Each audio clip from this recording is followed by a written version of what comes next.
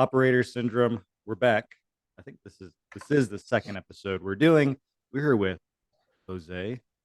Jose here was U.S. Army Airborne Ranger Sniper Team Leader, Gun Team Leader. You name it, he did it.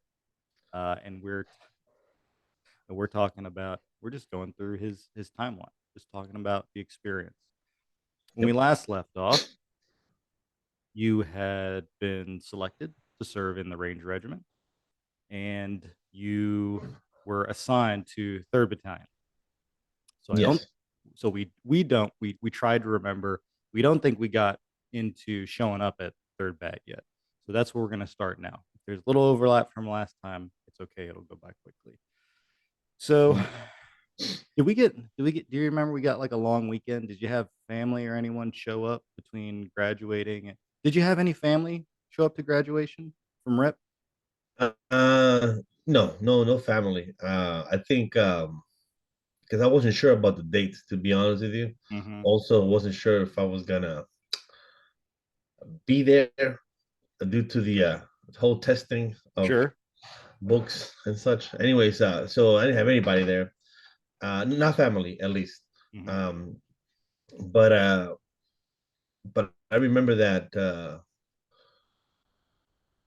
I remember that we went straight to Charlie Company to get sent to whatever company we're going to go to. But I don't remember anything about you know having like a 3-day week or anything like that. Okay. Sure, we did. Yeah, I don't remember either. I was just wondering if they gave us that. I do remember being somewhat jealous that I was resigned. Okay, going to 3rd Bat. It is. I'm happy, right? I think you're the same way. You're like, I'm happy to be here. 3rd It's Bat, fine. definitely not denial. Not, Yeah. So and a little scared, a little frightened, a little hungry, and then I remember, but I do remember being somewhat jealous because everyone going to 175 or 275, they're talking about like their travel, right? They're going off, and even then we knew that 3rd Bat had the reputation of being like the hardest place to be a private. That was the reputation even back then. So you knew it was coming, and yeah. and our cadre from RIP, the 3rd Bat dudes from RIP, they maintain that they let it, they help maintain that mystique, They that made it true. Whatever doubt you had, trust me, it's true. uh Yeah, but let's say off the top, I mean, 3rd Bat's the best one. There's obviously no comparison. that that's So true. so they were flying off. Okay, so here's how I remember it. So I remember whenever we go to report, we went up to the battalion headquarters, the building. We were sitting in a conference room, and I remember it like we were sitting. It's always like a U-shaped conference room, but I remember us sitting there, and I just remember it wasn't by. I don't remember being by name, but like whoever the S1 guy was, he was just like going down. Okay, for ACO needs 3 dudes. 1, 2, 3. You're going to ACO. BCO needs four Yeah, dudes. 1, 2, 3, 4. Like that. yeah, it was Um, pretty quick too. Yeah, you're right. and That's you what and happened. I just happened, and still at the time, you and I didn't really know each other. No, You, I think we met briefly at in during RIP. yes, Um, yes. so as I recall, you were reading a book, and I was also reading a book. Yes, that's what it was. That's what it was. Very Ranger handbook, very Yep. studious. Anyways, So it was just happenstance, destiny, one might even yeah, say, that you yeah. and I got paired up, and you and I were the 11 Bravos, the infantrymen, and it Mhm. was it was. I think it ended up being four of us. It was three infantrymen and then two FOs, two four. Yes. For those who don't know, 13 Fox, I think, forward observers. Oh wow. They are they're technically field artillery, Mhm. but their job is to like call in air or well artillery fire, but also if they stick around long enough, maybe they can call in air power. So it was the five of us going off, and Yes. we got assigned to B company, um, B co. I mean, Sure. uh, what do you remember? What do you remember after that? Uh, man, I like I said, I guess last time, I just kind of roll with the flow, man. I'm just happy to be there. I'm just happy that I got through RIP at this point. And then whatever comes next comes next. I've always had that mentality where everything is a job, it's work, and my dad used to say, just work harder than the guy next to you, right? That's always been the mentality for my dad, and that's always worked for me. So I was like, whatever you tell me to do, I'm gonna try to do it harder than this guy or better. So just whatever you want me to do, just tell me what to do and I'll go do it. And so I remember that first thing first, they gave us assigned us weapons, not AOs, but they gave us some weapons when we go training. You remember that? And we went to the range next to the old shoot house. I think I do. Yes, I think I do remember that. We went to do that. I remember that. Well, here's and real quick context. So we show up, and third battalion is forward deployed. So they're That's deployed, correct. Yes. and I do remember there was a little bit of a question whether we were going to go up or not. Yeah. Um, but at first, I remember them saying no, and then they were like, "Yes, you all are going." And then that's when the rear D guys had to get us ready, like you said, Yes, sir. take us to the flat range to get our weapons zero and all that type of stuff. That was a pretty intense time. Yes. Um, tell the folks about our reception. So they're getting us ready, but they're also doing their own like sort of mini indoctrination. What's it like being a new private and then you got rear D dudes back there welcoming you? Well, I mean, again, I don't. I- it was more like in the back. It was more like you're a soldier. You go, I'll do what I'm told. But also, I'm an adult. You know what I mean? I was 20, and Mm-hmm. I was like, oh, why is this guy? But you don't know what they've done. So, and I expect that they're gonna teach me something that's gonna help me. And if I do get deployed, so just do whatever they say. It was a little bit ridiculous sometimes, as in like why are you acting like that? But they're not physically beating you, so just kind of do what they tell you to do, and it's once you become a tab or you go to ranger school and you have the same authority as them, you kind of think back of, well, why I wouldn't do that. I wonder why they did that, but yeah, man, it took us on a long run, if you remember that, a very long run. uh and I think it was only me and you that made it back intact. I think everybody else was. I remember I had to carry somebody at some point, um, and then we kind of got a little bit of like props from one of them. But hey, man, you guys did die, so that's good. And then we made it through that one day. You know what I mean? And I remember that we got assigned to the same room, to Yeah. the same Mm-hmm. barracks room. Mm-hmm. And then one bed. I'm joking. There was definitely two. Bunk beds. There was two beds, but we used one. No, I'm joking. But if you remember this, it wasn't that we were scared. It was that we wanted to be prepared. So before we would leave in the morning, remember, you would check me and I would check you. Ranger coin, Ranger handbook, um, everything that we need to have. I think it was one of those things where we knew, hey man, let's not be the reason why we get smoked up or something, or punished. And so I remember those guys giving us that intro to, you better be ready, because if you're not ready, you're gonna suffer consequences. So despite them being a little bit rough, it prepared us, especially for when we got to meet our platoon, the rest of our platoon. Mm-hmm. Looking back, looking back when you see what they were asking of us, it's pretty basic things. Like you just said, Yep. we're going to give you a list of things you need to have on you always. Yep. And if you don't have those things when we check, because we will check and we're telling you we're going to check, we're going to Yep. hammer you. Yes. And it's just so funny how it is so difficult kind of at the beginning. You and I came up with a system to check each other, the buddy system, the Yep. ranger, if you will, the ranger buddy The system. Ranger buddies. We invented that, obviously, so we would check each other, but to do something so basic, Like you got to have 7 things all the time, and you and I would need to check each other. And then on for better for worse, some other folks that came with us had a harder problem with that. Um, Yep. doing the basics. Yes. But it's interesting how the Ranger Regiment, that's where we start. It's like, dude, have your Ranger handbook with you always. Yeah. And a lot of people have trouble with just that simple stuff, and then it snowballs, and then Yes. they can't get other things. Um, so that's a unique part of the culture. The Army does that in general, but nobody, nobody like instills that more than the Ranger Regiment, from what I've But heard from but anyone you're I've right. talked It's crazy how it's very simple, very easy. to. You know what I mean? But we tend to forget, and if you forget that, you're gonna forget other stuff. Hmm. And yeah, but yeah, Okay, that's the main thing. so okay, that's right. We're roommates. Okay. Um, I guess okay. We go. I mean, what were your thoughts? They're telling us we're going to go over. Do you remember how you felt? What you thought about going overseas the first time? Um, I remember that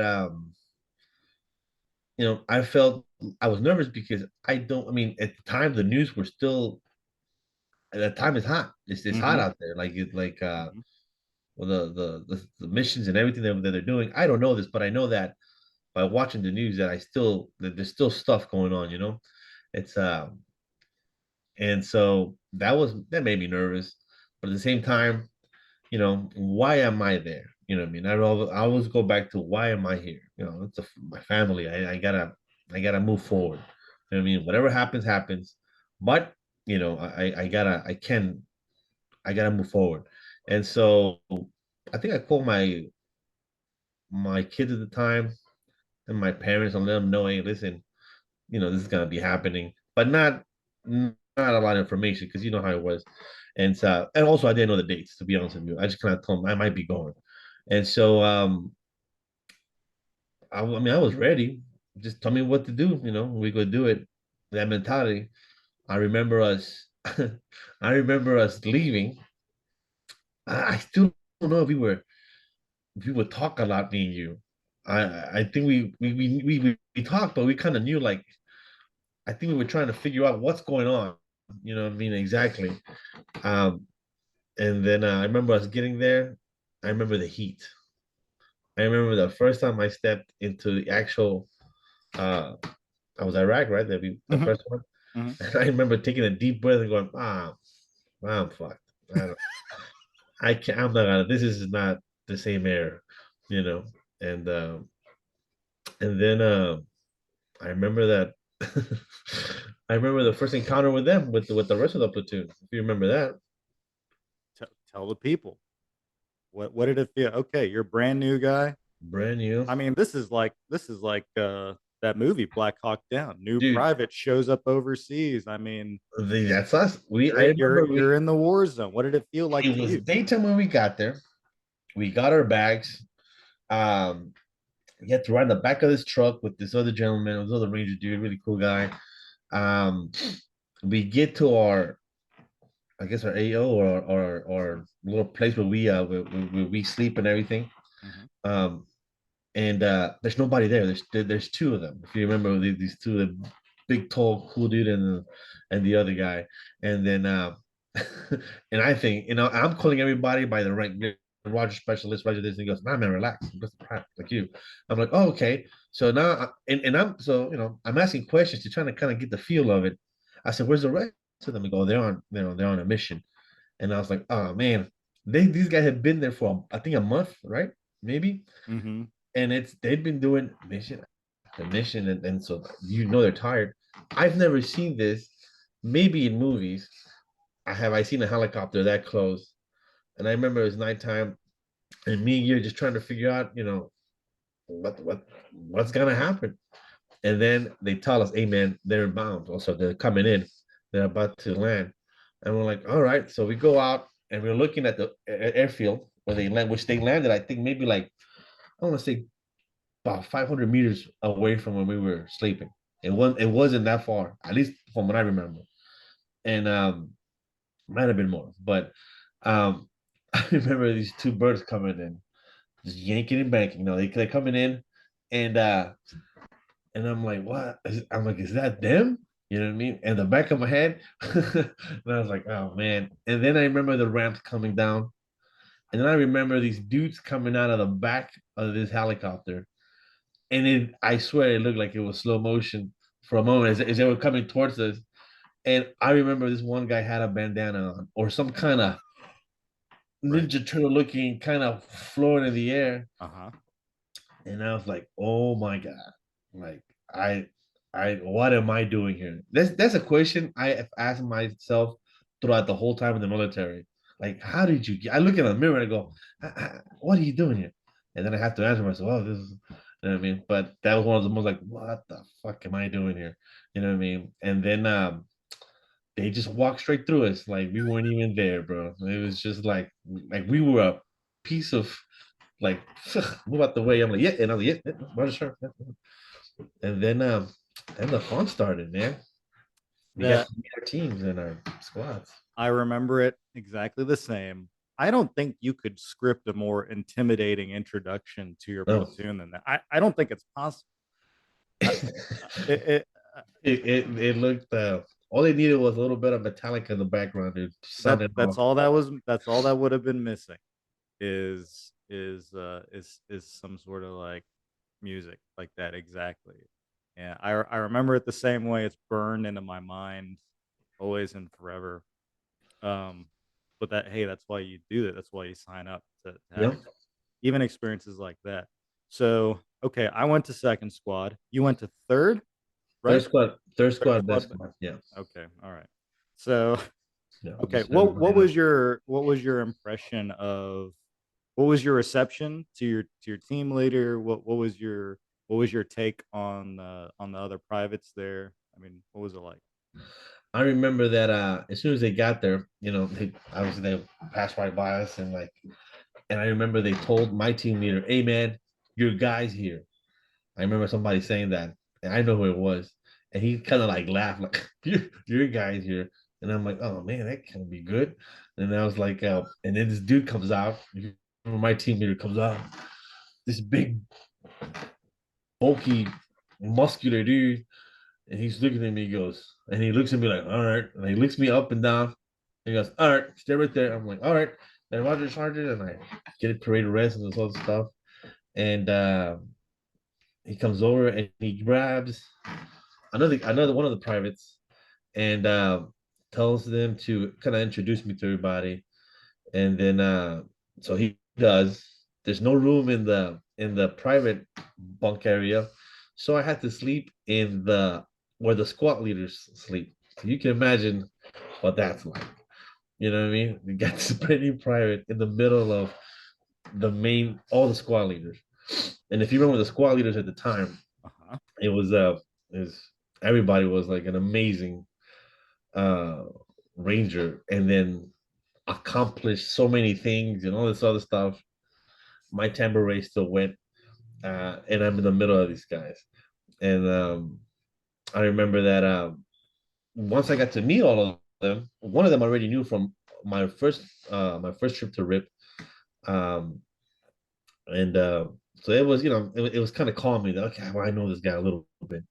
And then just got to meet the rest, and you got to realize that these guys act like badasses because they feel like badasses, and then I'm like, maybe it's because they are badasses. So I'm just gonna, I'm gonna keep my mouth shut, and if they say this is red, this is red, and just gonna not disagree with you, and just try to fit in, man.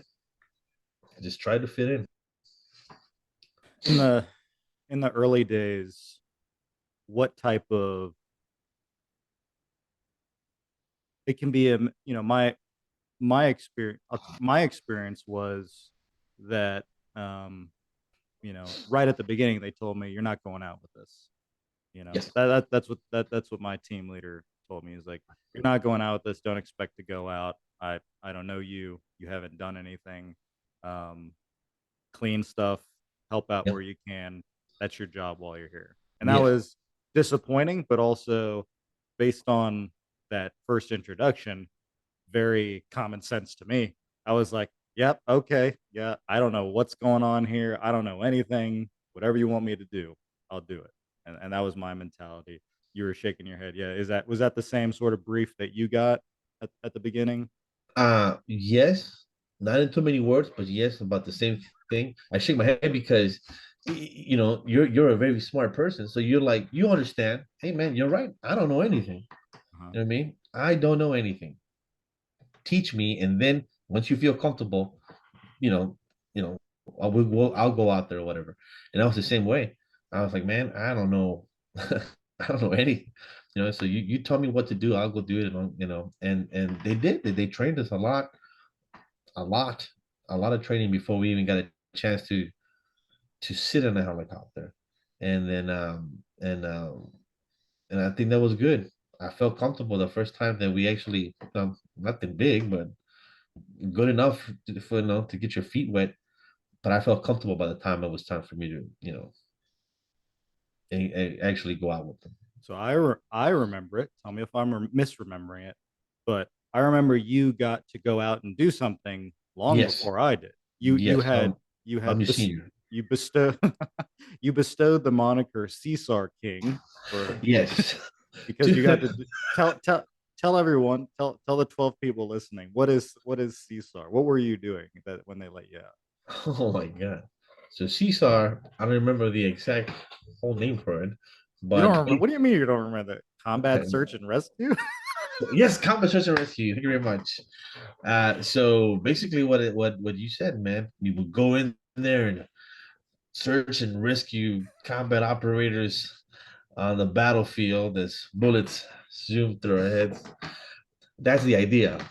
But for the most part, I just kind of sat in the helicopter the whole night with a very small helmet that was destroying my cranium. And I was afraid to unsnap it, I remember, and loosen it because I was going to get in trouble. But for the most part, that was it, man. We would stage at certain areas in our and on certain bases, and then while the main support did the mission, we would stand by and just kind of stand by to stand by in case anything happened. They Hmm. needed any kind of help or assistance in anything, Hmm. then we would take off. If not, then we would just sit there the whole night until the mission was over, Hmm. and then fly right back. Sometimes, a lot of the time, especially in the early days, those used to be a mixed team, PJs and Rangers. Is that Yes, what it was then? Okay, all right. yes. I don't remember who they were exactly, but definitely they had. It wasn't just us. It Yeah. was other other groups there as well. Were the do you remember? I never asked this before, but the Air Force has like um their own, the Army has the 160th, who are, Yes. badasses.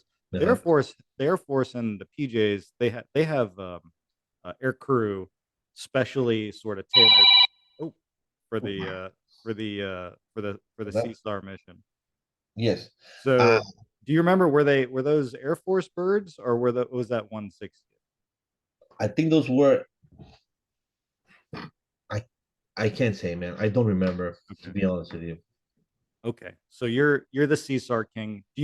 I mean, you went out what, handful of times? Ooh, at least four, I think. Four. So by the end, you're salty. You've Yes. been there, done that. Been there, sat there, done that.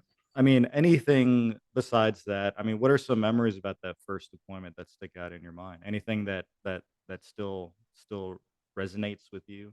Yes. Um, well, I remember they told me the story after you went out. Somebody, so you went on your first mission, and I remember going, "Well, that's cool, he's gonna get to go and but you were actually on target, Yes. and I was like, so I was a little bit jealous of that. I'll be honest with you. And then, and when you guys came back, I was like, everybody good? Yeah, yeah. And some guy goes, come over here, man. I forgot to say his name. He goes, and he tells me what happened, and he tells me this whole story about how you guys got in a firefight and Nelson took out these dudes, and I'm like, oh man, that's cool, man. That's badass. Everybody's good. And I was like, man, like, yeah, he got to do something cool, and then like You being you, he goes, no, nothing happened. We just said, and then the other guy got upset, like, what'd you tell him that? And you're like, because that's the truth. I don't know why would I? He goes, yeah, we were just messing with you. I was like, all right, like I wasn't gonna find out, but I remember that was funny. Oh man, I just remember, getting to know my squad, my team, Hmm. and developing this a bond that you develop being there, aside from just being, in the rear, which is back in uh in Benning for Benning.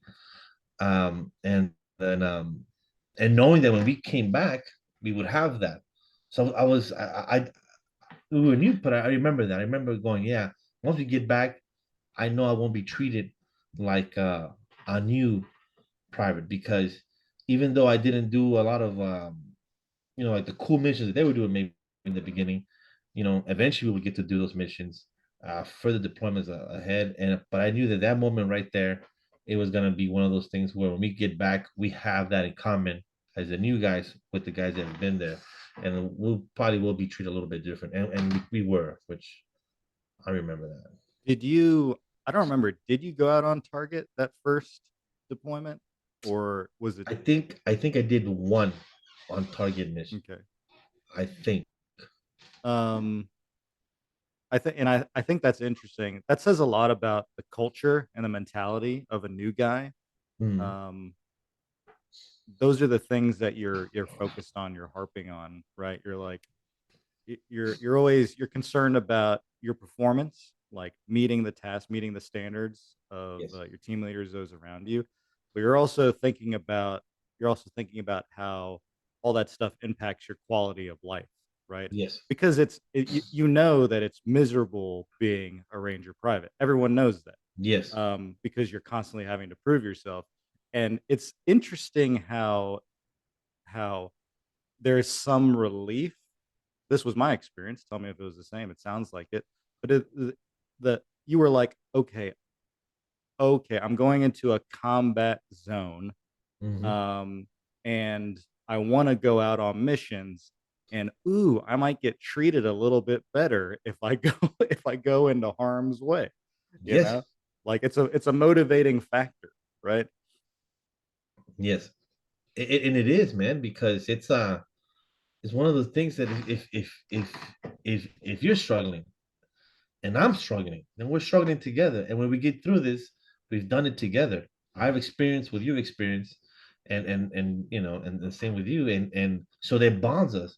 And all the way from basic training to that moment, and on our first deployment, I knew it. I saw what happened in basic, when you bond with people, when you're all struggling together. So I knew it was going to be the same here, and like I said, just get to know these guys, and get to know who to trust, who not to trust. I mean, I'm like that always. I'm from the get go. Once I meet somebody, I gotta know if I'm gonna be able to trust this person eventually. You know what I mean? And just figure people out. But thank God, everybody there was a very cool person, and they some of us kind of mess with us a little bit, but mhm. that's part of being in a unit full of men that are men. You're gonna see that kind of stuff. By the end of that deployment, end of that deployment and redeploying, had any of the mystique worn off? Did you feel like that about being a ranger, about being deployed overseas, or did you feel like, okay, this is living up to the hype? How did you feel about all that generally? Um, Again, before that, before the military, I didn't know what the Ranger, hell, in basic, I didn't know what Rangers were. Hmm. You know what I mean? So it's, I'm literally learning from the beginning. Hmm. I know nothing about the big army anymore after the deployment, other Hmm. than basic training. Hmm. And then I'm just going with the flow of being a brand new Ranger, and but I can tell the difference. I might not know much about the regular army, but I could tell the difference between regular army and this unit that I'm in now. And by the end of the deployment, I was like, I need to be, I need to look the part. I need to be like these guys. You know, if I'm gonna be here, I have to be exactly like these dudes, and not go to that side Mhm. because if I want to survive here, you know what I mean. Mhm. Yeah, so I knew that much. I knew that being a ranger, I'll give you that much, is it's a hard standard to maintain. But if you Mhm. want to be there, you know, you're gonna have to push yourself every day. And I guess and what we do too, mission wise, I could understand like, oh wow, I didn't know that this is the stuff that we're doing with who we're doing it with. Mhm. So I knew, okay, so now I know that's my intro to the Rangers. This is I knew that it was pretty cool and that I wanted to be here. So Let's talk about um let's talk about that first training cycle. So we deploy for we don't get a full training cycle or even half a training cycle. We just graduate and show up and go overseas. yeah, We come back. Anything from that first training cycle stick out? Stick out you before we left. remember? Yeah, before you went for your second deployment. Oh, for the second deployment, no, just glad that I wasn't the new guy because new guys did show up. That's right. And I was like, and if you don't know if you remember me back at the time, I was very I don't want to say cocky, but I was or an a-hole, but I like to joke around a lot. I remember that I would make it as fun as I could for myself. There might have been some casualties in that time when I was trying to make it as fun as I could for myself. Mhm. The people that probably uh I didn't hate anybody, but I would joke a lot. Mhm. But I remember that the training with them, the training with my team, I remember looking at my team leader, and even though me and that dude were the same age, I was like, I want to be like that guy when I grow up. I mean, I wanted to be that. I wanted to be the. I remember that. I remember how well prepared they were, man. How they would take care of their kit. Like my team leader, at least for example, I don't know about it, but his kit was always clean and perfect, and it would fit his body perfect. He made sure of that.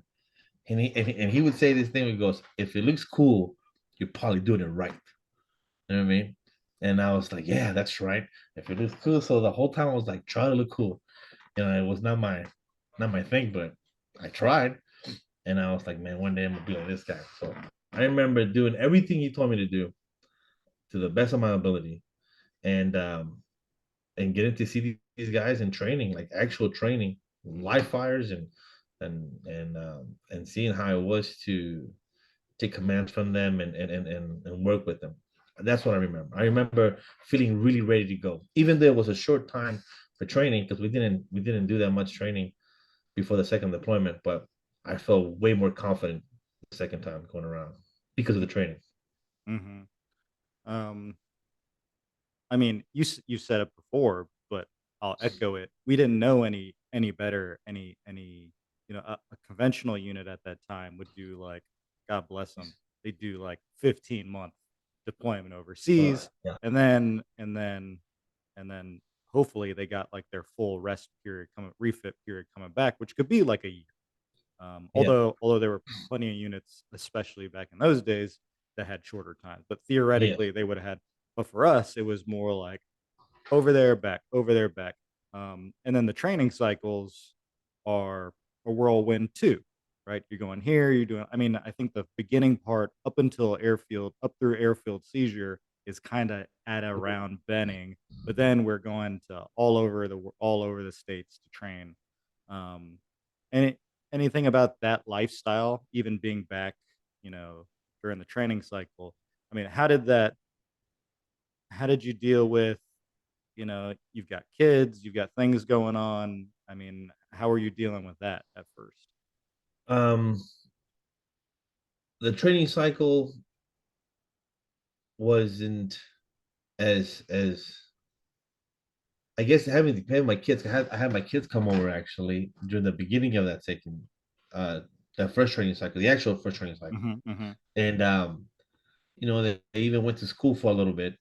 But at the time, I was going through personal stuff, Sure. with my ex-wife at the time, and so she ended up leaving Mhm. to back to to Texas, and along with the kids.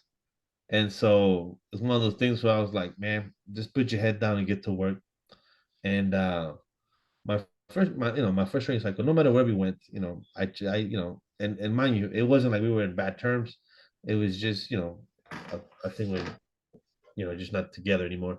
And I just put my head down and I went to work, man. But I always had my family in the back of my head. Mhm. And if you know how intense it is when you train, Mhm. uh, because you're not just training um for that iteration you're gonna do that day. You're training for for any time you're gonna get tested at any point, whether there's a Ranger handbook question or there's a PT test, or is to see to see what you've learned throughout that whole week, or Mhm.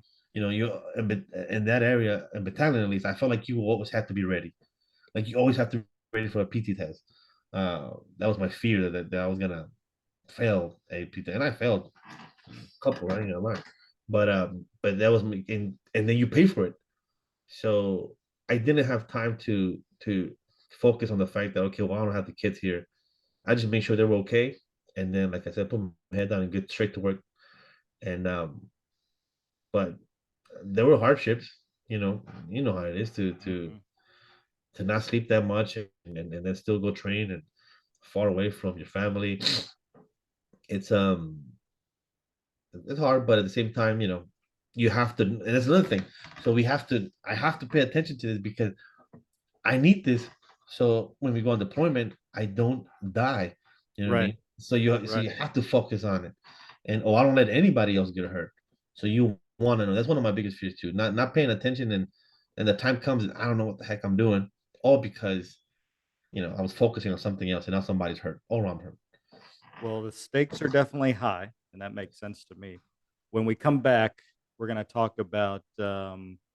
I ended up going to school, but you ended up deploying for that second one. So that's where we're going to pick up in the next one. Okay. Thanks, everyone, for listening. Talk to you next time. Bye, man.